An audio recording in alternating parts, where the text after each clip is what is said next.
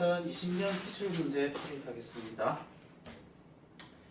이거는요, 차량 속도와 타이어 회전 간의 관계를 나타내는 것은 슬립률입니다. 나중에 배우겠지만 슬립률은 V는 V분의 V-R 오메가로 표현이 됩니다. 나중에 또 할 거예요. 슬립률 S는 슬립률은 V분의 V-R 오메가. 그래서 오메가라는 것은 각속도입니다. 각속도. 그래서 속도는 아시죠? 근데 뺑뺑뺑 도는 속도를 우리 각속도 오메가라고 이야기합니다. 그래서 일반적으로 V는 R 오메가인데, V는 R 오메가인데, 그래서 만약에 바퀴가 자연스럽게 노면율을 회전하면 오메가 있죠, 그죠? 오메가 있고, 그럼 V는 R 오메가니까 V-V는 0이 되고요. 그래서 S는 회전하는 경우에는 슬립률은 0이 됩니다. 그 다음에 스키드마크 같이 얘가 회전을 바퀴가 회전이 정지된 상태에서 끽 하고 이렇게 가는 경우이죠. 오메가가 얼마입니까? 오메가가 0이죠. 즉 회전 안 한다 하면 얘가 0이 되니까 V분의 V는 1이 되죠. 그래서 바퀴가 회전을 안 하고 미끄러지는 경우에는 슬립률은 1이 된다. 다음에 또 한번 더 설명드리겠습니다.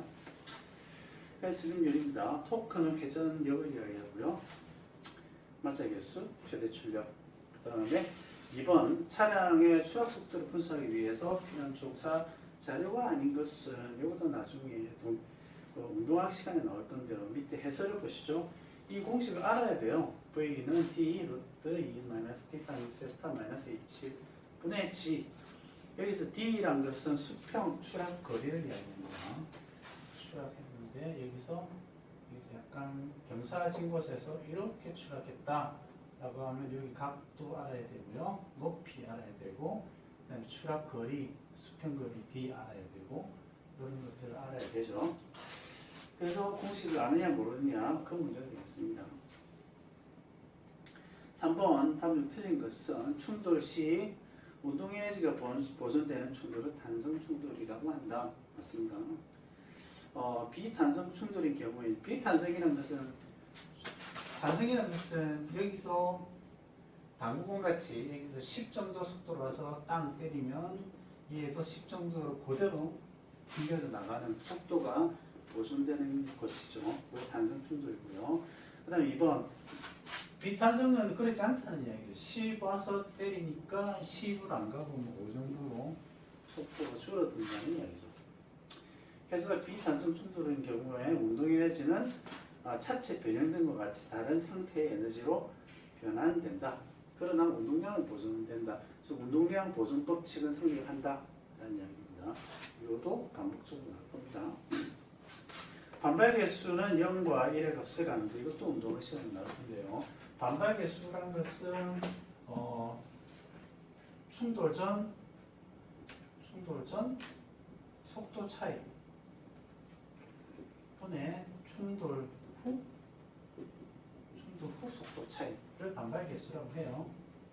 반발 개수로 이것도 하는 것입니다.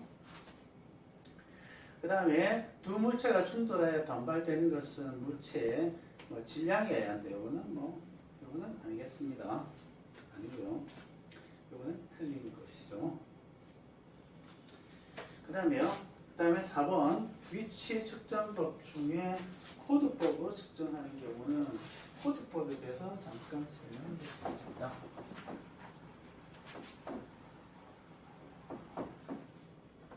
우리가 좌표법 하면은 요점을 측정하는데 기준선이 하나 있고요. 기준선을 이렇게 그어서 여기서까지는 몇 미터, 여기서까지는 몇 미터 이렇게 하는 게 우리가 좌표법.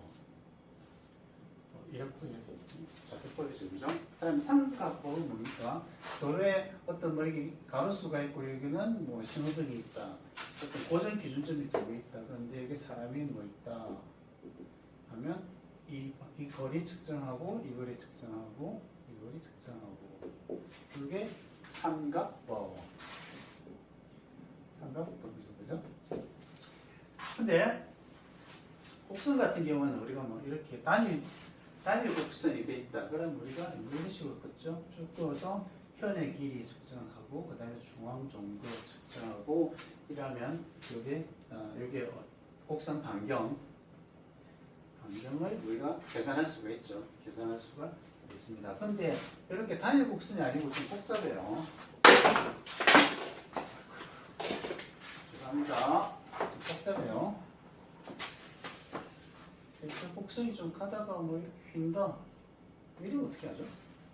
이렇게 어떻게 하냐면 여러 번 이렇게 나눕니다. 여기까지 나누고요. 그리고 요게 현의 길이 측정하고요. 그 다음에 중앙 정도 측정. 그러면 곡선 반경이 나오죠. 그죠? 곡선 반경 R1 그죠? 나오죠. 여기서부터 또 적당한 거리를 잡아서 이렇게 합니다. 그러면 여기서까지 현의 길이 나오죠. 또 중앙 정도 측정이 되죠. 그러면 또 곡선 반경, 두 번째 곡선 반경이 또 계산이 되겠죠. 그죠? R2 해서 여러 번 계속해서 이렇게 해서 R3, R4 이렇게 찾아 나가는 거죠. 그러니까 곡선이 하나 곡선이 아니고 곡선 반경이 여러 개로 되어 있는 경우에 이렇게 현의 길이 중앙 정도, 현의 길이 중앙 정도 이렇게 쭉 해서 곡선을 그려 나가는 방법입니다. 그걸 코드법이라고 해요. 코드법. 자, 코드법 한번 봅시다. 1번 도로 연석선 밑이죠. 도로 끝선이 명하지 않는 경우가 아니고 2번 비정규 촬영 흔적에 대한 조사. 여기서 비정규란 이야기는 좀 불규칙하다는 이야기입니다. 불규칙한 곡선을 비정규라고 표현해요.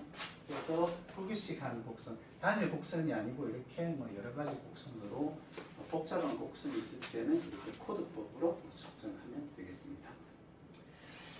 그 다음에 측점이 기준선 혹은 도로 끝선으로 좀 벗어난 경우, 측점이 늪지나 숲속에 위치해서 우리가 갈 수 없는 경우, 이런 경우에는 뭐 삼각법으로 측정하면 되겠습니다.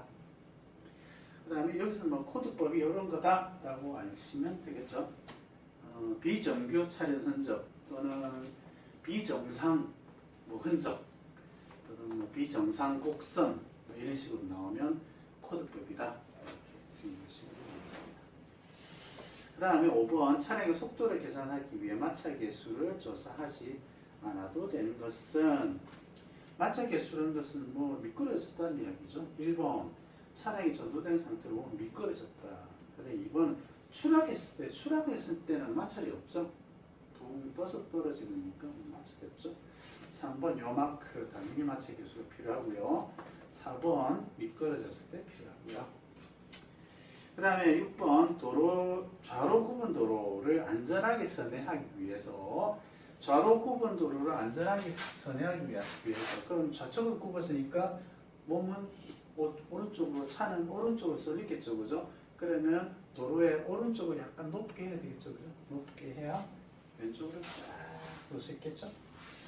그다음 편경사, 그걸 편경사라고 하죠.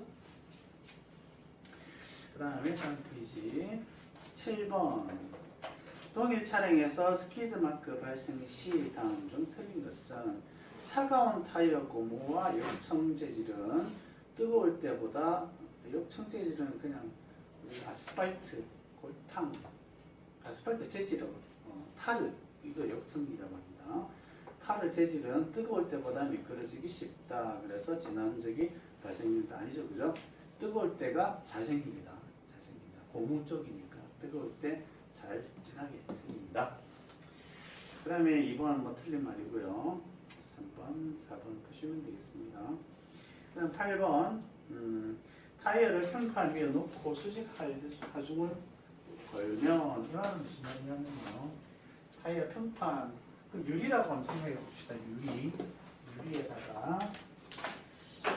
유리에다가 우리 타이어를 이렇게 올렸어요. 올리고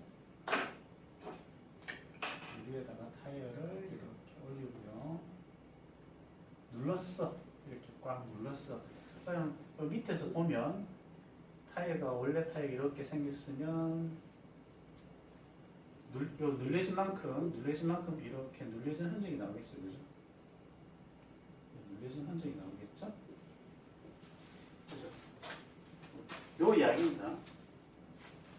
수직 하중을 걸면 노면에 일정한 접지 현상을 얻을 수 있고, 이때 세로방의 길이를 접지 길이라고 한다. 여기서까지 이쪽 세로 길이를 길이라고 한다. 맞죠? 그 다음에 접지 면적을 접지면의 면적을 접지 면적 또는 총접지 면적이라고 한다. 총접지 면적이라고 한다. 실제 접지 면적 중 접지 면적에서 그루브 부분, 홈 같은 부분이 있으면 이 부분을 빼야 되겠죠, 그죠? 홈이 있으면 뺀다는 얘기죠. 뺀다. 뺀 것을 실접지 면적 또는 유효 접지 면적이라 한다. 맞습니다. 그 다음에 접지부의 단면 적당 거리는 하중을 접지압이라고 한다. 그 다음에 그 중에 접지압을 단위 면적으로 나눈 것을 평균 접지압이라고 한다. 평균 접지압. 약간 상식적인데요. 이 하중에다가 전체 면적을 나누면 되겠죠. 여기에 걸리는 하중이 여기에서 이만큼 눌렀다. 100kg으로 눌렀다. 하면 이 면적은 얼마다? 총 면적 A 나오고 싶다. A 면적으로 나누면은 평균 접지압이 되겠죠. 평균입니다. 그 다음에 4번 보통 수직 하중을 세로축의 접지 길이 혹은 접지폭을 가로축을 잡아서 공기압을 변화시키면 접지폭은 어느 시점에서 더 이상 증가하지 않는다. 여기 이 폭은 증가할 여유가 별로 없죠, 그죠? 여유가 별로 없는데 이 폭은 가변적입니다. 좀 긴 쪽이니까 이거는 증가하거나 감소하거나 그렇게 되겠죠. 그 다음에 9번 기준점과 기준선에 대한 설명으로 틀린 것은 기준선과 기준점은 차후 현장에 갔을 때 누구나 확인할 수 있는 것이어야 된다. 그죠? 현장에 갔는데 내가 어제 측정한 거 어디 갔지? 곤란하겠죠. 2번 고정 기준점은 삼각 특징법에 적합하다. 그래서 고정 기준점 점이 있으면 삼각 가야겠죠.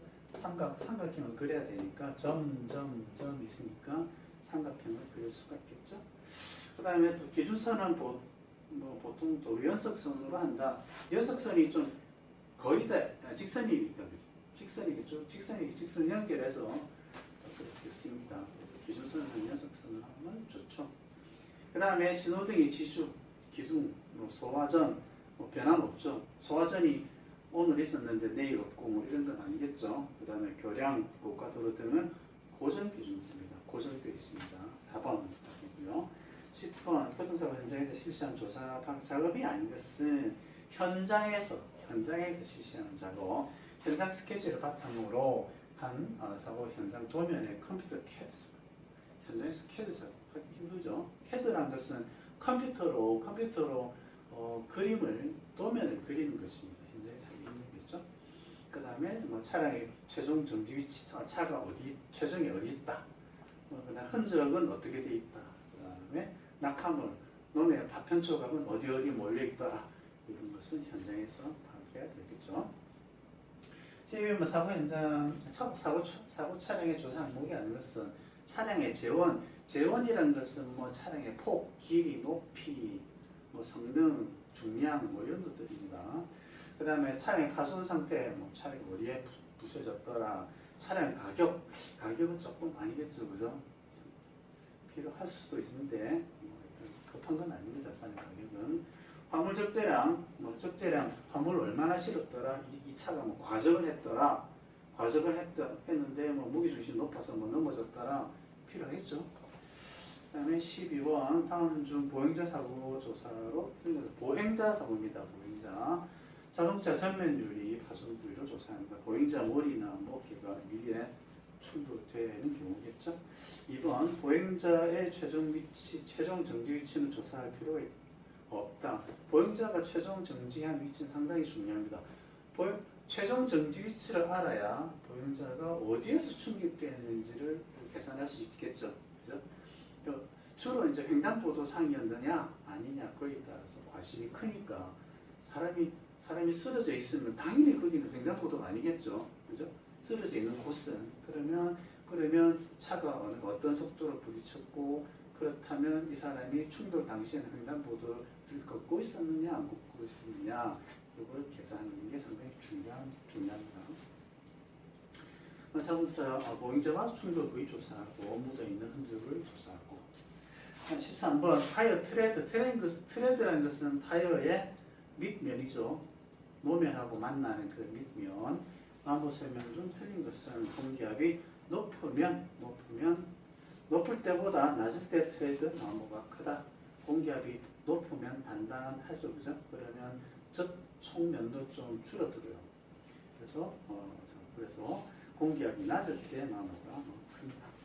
차량의 속도가 높을 때보다 낮을 때 타이어 높을 때가 좀 크죠. 높을 때 차량의 속도가 빨리 달린다 생각하시면 됩니다. 빨리 달리니까 타이어 나무가 크겠죠. 그 다음 타이어 걸리는 하중이 적을 때보다 높을 때 트레드 나무가 크겠죠. 그 다음 겨울철에 비해 여름철에 타이어 트레드 나무가 크다. 즉 여름철에 타이어 흔적이 진하다고 했잖아요. 여름철에 진하다는 말은 나무가 많이 된다는 뜻이겠죠. 14번 도로면의 마찰 기본 특성을 설명한 것은 무엇이냐? 동일 물체의 경우 수평 도로면에서 마찰력은 중량에 비례한다. 이거는 지금 아직 모르죠. 그래서 좀 더 분홍 시간에 이게 나옵니다. 분홍 시간 나오는데 F 마찰력이라는 것은 마찰 개수 곱하기 질량 곱하기 중력 가속도입니다. 질량 곱하기 중력 가속도에서 무게가 되겠죠. 그러면 마찰 개수 이렇게 되겠죠. 그죠? 그래서 이걸 보면 요 식을 기억하느냐 못하느냐 이 문제가 되겠습니다. 동일 물체의 경우 수평 도로면에서 마찰력은 중량에 비례하죠. 얘가 무거울수록 마찰력은 크다. 동적 마찰력은 정지 마찰력보다 크기가 작다. 동적 마찰력에서 한번 움직인 이후에 막 끌려가면서에 발생되는 마찰은 처음에 안 끌려가려고 막 버틸 때 마찰력이 크다는 이야기죠. 버틸 때 마찰력이 큰데 한번 미끄러지기 시작하면 마찰력이 감소됩니다. 그 다음에 3번 마찰력은 물체의 노면의 접촉면의 크기에 비례한다. 마찰력은 마찰 개수 곱하기 무게죠. 그래서 접촉면하고 관계가 없어요. 마찰력은 차량의 속도에 영향을 받지 않는다. 이것도 맞습니다. 15번 넓은 구역에 걸쳐 나타나는 줄무늬가 있는 스크래치는 긁히는 적이 폭이 다소 넓고 최대 접촉 지점을 파악하는 데 도움이 되는 이 현적 스크래치 흔적이 좀 넓게 나타나는 걸 우리가 스크레이프라고 합니다. 칩은 좁고 길게 나타나는 거 CHIP. 여러분 I를 생각하라고 했죠 저번에 I처럼 이렇게 생긴 거를 우리가 칩이라고 하고 촉은 CHOP. 촉은 O처럼 생긴 거를 우리가 촉이라고 하고 했죠. 그래서 칩, 촉, 그룹 세 가지는 구분하셔야 됩니다. 그룹은 길게 나타나는 그룹은 16번 타이어적으로 설명을 드린 것은 스키드 마크는 타이어가 안 구르죠. 그죠? 미끄러져야 되잖아요. 타이어 굴러가면 안 미끄러지잖아요. 타이어가 정지, 회전을 멈춰야 이렇게 미끄러져야겠죠. 그죠? 그래서 1번은 틀렸고요. 요 마크는 타이어가 굴러갑니다. 요 마크는 타이어가 회전하면서 조향을 해버리니까 옆으로 약간씩 미끄러지면서 생기는 게 뭐다? 요 마크가 되고요. 가속 스커프라는 것은 제자리에서 가속 페달을 끝까지 밟으면 왱 하면서 쫙 갈 때 가속 스커프. 그다음 임프린트는 찍히는 거 살짝 지나갈 때 그러니까 임프린트는 노면이 부드러운 노면에 지나갈 때 찍히는 현상 또는 트럭이 짐을 많이 싣고 많이 싣고 아스팔트路面을 지나갈 때도 타이어 문양이 찍힌다 그랬죠.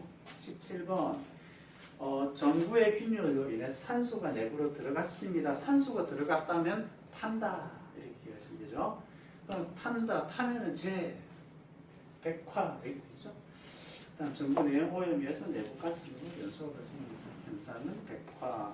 참고로 그 해설란에 보면 텅스텐이 증발하여 어쩌고 저쩌고 하면은 흑화, 산소가 어쩌고 하면은 탄다, 백화, 그 다음에 수분 이야기가 나오면 청색, 수분, 청색, 바다, 물 이렇게 보시면 되고요.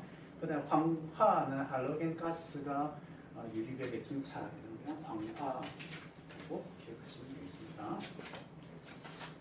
다음 18번 사고 차량의 정규조사상 중 틀린 것은 1번 상대차의 범퍼, 번호판, 전조등의 형상이 임프린트 되었나를 확인한다. 아까 임프린트가 두 번 나왔습니다. 타이어가 부드러운路面을 지나갈 때 타이어 트레드 패턴이, 트레드 문양이 바닥에 찍히는 것도 임프린트. 그 다음에 차례차 충돌 사고에서 차의 어떤 부분이 번호판이든지 뭐 형상이 상대 차에 그대로 찍히는 것도 임프린트 같은 용어입니다. 그 다음에 타이어 접지면이나 옆벽에 나타나는 흔적이 있는가 확인한다. 그 다음에 차량 내부의 의자, 안전벨트 있는 상태, 차량 기기 조작 여부 등 확인한다. 중요하죠. 그 다음에 직접 손상 부위와 간접 손상 부위는 구분하지 않는다. 뭐 이런 거는 구분하지 않는다 이런 말은 뭐 조사하지 않는다. 굳이 조사 안 할 필요가 있을까요? 그죠? 여기는 직접 손상이고 충돌할 때 간접적으로 다른 쪽에 손상이 발생한단 말이죠. 꽝 정면 충돌했는데 트렁크에 변형이 있었다. 그죠? 그런 것도 조사를 해야 되겠죠. 그 다음에 19번 주행 중인 대형 화물차의 바퀴가 회전을 멈춘 상태에서 비어있는 화물 적재함 등이 상호 운동으로 상도로 탕탕탕탕탕 이렇게 지나갈 때 나타나는 흔적은 뭐죠? 스킵 마크, 스킵 된다고 이렇게 보시면 되겠죠. 충돌 스크럽은 뭐죠? 충돌 스크럽은 충돌할 때는 나타난다고 했죠? 충돌 스크럽은 충돌할 때만 나타난다고 하세요. 그게 무슨 말이냐면 그냥 잘 가다가 붕 가다가 꽝 했다는 게 이렇게 나타나는 게 충돌 스크럽. 그 다음에 크루는요. 크루는 제동중해라고 있죠. 그죠? 제동중해. 스키드 마크가 이렇게 되는 거. 쾅 이렇게 되는 거. 이렇게 스키드 마크가 두 줄 나겠죠? 두 줄 나는데 제동 중에 여기서 쾅 해서 나타나는 흔적. 이 흔적을 뭐라 한다? 크루이라고 한다. 그 다음에 갭 스키드 마크는 중요한 게 운전자가 발을 뗀 겁니다. 발을 떼야 돼요. 끼익 하다가 발을 뗐다가 다시 걸른다. 발을 뗐다가 다시 걸른다. 이렇게. 여기는 제동이 됐다 안 됐다? 제동이 안 됐다. 제동끼리에서 빼줘야 되겠죠. 그래서 제동 안 했으니까. 20번 자동차의 제한을 나타내는 특징은 정의 좀 틀린 것은 윤거는 타이어 중심에서 중심 폭 좌우 거리, 그다음 최소 회전 반경, 최대 주행각으로 최대로 돌려서 최대 바깥쪽 타이어가 그리는 되죠. 그 다음에 램프각은 그림 하나 그려놓으세요. 램프각은 뭐냐면요. 타이어 차가 있으면 차 그림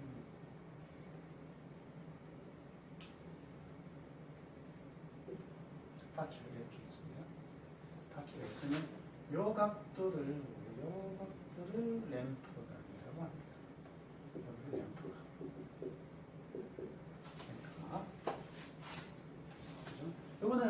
요거는 차가 어떤 요철이나 이런 부분을 모서리 같은 또 이렇게 타고 올라갈 때 바닥이 밑바닥이 걸리겠죠, 그죠? 그 걸리는 현상, 걸리지 않을지 처음에서 이렇게 램프각을 합니다.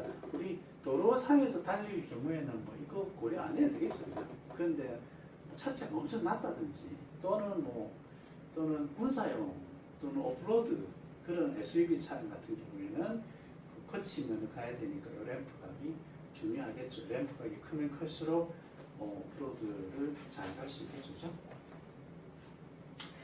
그 다음에 조향각은 자동차가 방향을 바꿀 때 조향바퀴에 스핀들이 선에 이동하는 각도를 보통 최대값으로 나타납니다. 최대값. 조향각은 몇 도 정도? 최대도 한 30도, 35도 정도. 차마다 조금씩 다릅니다만 그 정도 돌아가죠. 조향각. 최대값으로 나타납니다. 그 다음 21번 상해. 탈구란 것은 관절에서 뼈가 빠지는 거죠. 그 다음에 2번 역과창이라는 것은 읽어봅시다. 자동차 등의 신체 일부를 역과할 때 발생한다. 경할 때는 폐와 출혈만 발생하는 중할 때는 심한 좌창. 좌창이라는 것은 내려앉는 상처고요. 그 다음 사지나 두부의 절단, 그 다음에 골절 등을 일으키는 경우가 있다. 결선창이란 외부 연부 조직이 떨어져 나간다. 좌창이란 내려앉는다.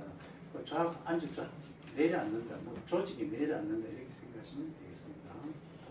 좌창이란 둔날을 가진 힘으로 해서 생기며 그 작용이 피부의 탄력을 정도를 넘었을 때 탄력의 정도를 넘었다는 이야기는 버틸 수 있는 때까지 버티는데 그게 넘었으니까 어떻게 찢어지겠죠, 그죠? 피부가 찢어지고 강한 물체 충격에서 찢어지고 이런 것은 열창이라고 합니다. 열창. 그냥 단순히 열렸다 생각하시면 됩니다. 피부가 열렸다 이렇게 생각하시면 되고요.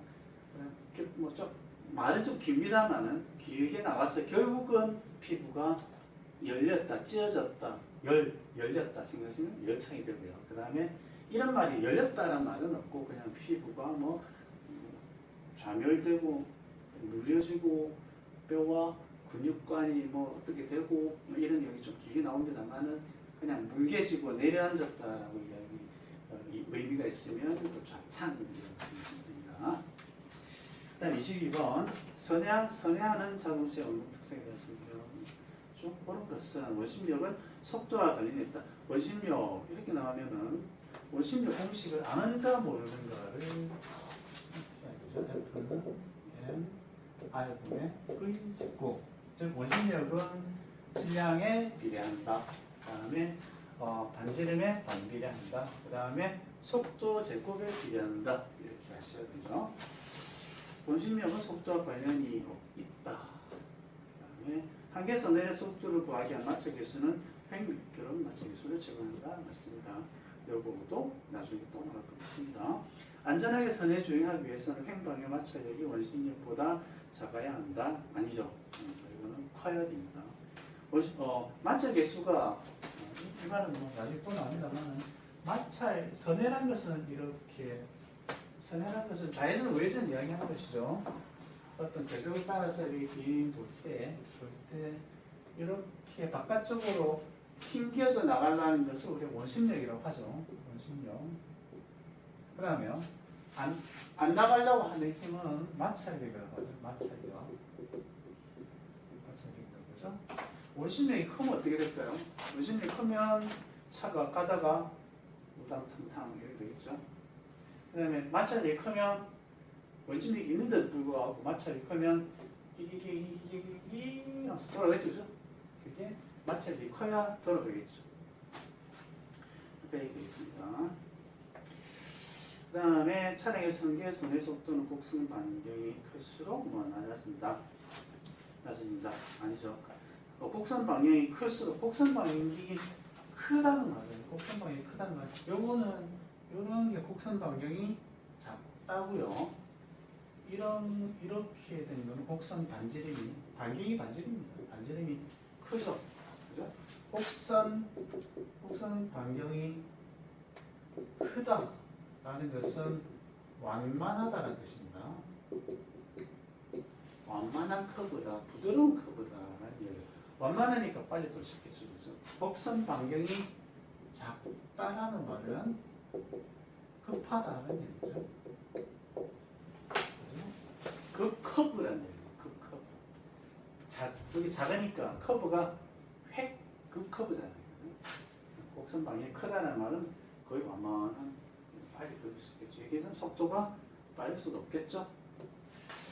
그 다음에 23번 차량의 스피드 미끄러지면서 S1 길이만큼 활주원을 남기다가 D만큼 끊어졌다가 다시 S2만큼 활주원 갭 스피드만큼 하다가 끊어졌다가 다시 연결됐다. 끊어졌다가 다시 연결됐다. 그래서 처음에 길이를 S1이라고 하고 그 다음에 끊어진 길이를 D1만큼 끊어졌고 그 다음에 또 S2만큼 스피드만큼가 발생했다. 그래서 뭐죠? 속도 분석을 위해서 측정할 거리는 즉 미끄러진 거리는 얼마입니까? 이거하고가 미끄러진 거리죠. 그죠? 그래서 S1 플러스 S2가 되겠죠? 얘는 이래야겠나? 그래서 S1 플러스 S2 3번이 달려있고요. 그 다음에 오르막 도로의 정밀 도면을 보니 수평거리 1000m 갈 때 수평 1000m 갈 때 올라가는 게 얼마죠? 70m 올라갔다는 얘기죠. 70m 올라갔다. 그 다음에 이 경사는 퍼센트로 나타내라 이 말이죠. 퍼센트로 나타내라. 퍼센트는 다시 이야기하면 퍼센트 경사라는 것은 퍼센트가 뭡니까? 퍼센트 100분의 뭐죠? 10%다 이러면 100분의 10을 우리가 10%라고 하잖아요. 그죠? 그러니까 분모가 100이고 분자가 이거죠. 그죠? 그래서 분모가 여기 1000이고 1000이고 여기서 여기까지가 수평이 1000이고 높이가 70이다. 그럼 이 퍼센트가 나타나면 100분의 뭐가 되죠? 100분의 뭐가 되지? 100분의 7이 되잖아요. 그죠? 그래서 7%가 되겠죠? 7%. 그 다음에 25번 다음 중 사진 촬영 방법으로 틀린 것은 사진 한 장에 차량 전면이 나오도록 촬영한다. 맞습니다. 사진 촬영 시 직접 충돌 부분만 강조해서 촬영한다. 이게 틀렸습니다. 이런 실수를 많이 하죠. 그 차량 충돌 사고가 나면 예를 들어서 뭐 내가 여기가 이렇게 중요한 것이 그림을 아주 희한한 그림을 그렸어요. 그래서 이 사진을 촬영하라 이렇게 하면 이것만 딱 촬영하죠. 그렇게 촬영하면 사진 촬영이 잘 됐느냐? 그게 아니라는 얘기죠. 이게 과연 이렇게만 딱 촬영하면은 이 칠판에 어느 쯤에 위치했는가를 모르니까 여기서부터 몇 미터 상단에서 측정을 했고 그렸고 그 다음에 이런 게 나타나면 그죠? 이런 게 이렇게 찍혀 있으면 요거보다 요 길이만큼 한 그림이 이렇게 두 개 있었다라고 다 알 수가 있겠죠, 그죠? 그래서 요거만 이렇게 확대해서 찍으면 안 되고요. 이 전체를 다 찍은 다음에 그 다음에 부분 확대해서 찍어야 됩니다. 그래서 요것만 해서 강조해서 찍으면은 알 수가 없어요. 이게 무슨 차인지 또는 어느 부분에 찌그러지는지 이런 걸 다 그러니까 힘들다. 그래서 틀렸습니다. 그 다음에 차량 전체 파손 모습을 촬영한다 맞고요. 그 다음에 차량 전체 파손 모습을 촬영한다 해도 부분적으로 촬영하는 건 해야 됩니다. 전체를 촬영하고 그 다음에 부분 디테일하게 들어가야 됩니다. 대상이 렌즈 초점거리 이내에서 명확히 촬영되지 않을 경우 접사렌즈 확대해서 접사렌즈라는 것은 요즘 접사렌즈가 잘 없는데 접사렌즈를 끼워서 이렇게 갖다 대서 확대해서 이렇게 촬영해라 그 말입니다. 자, 마치겠습니다.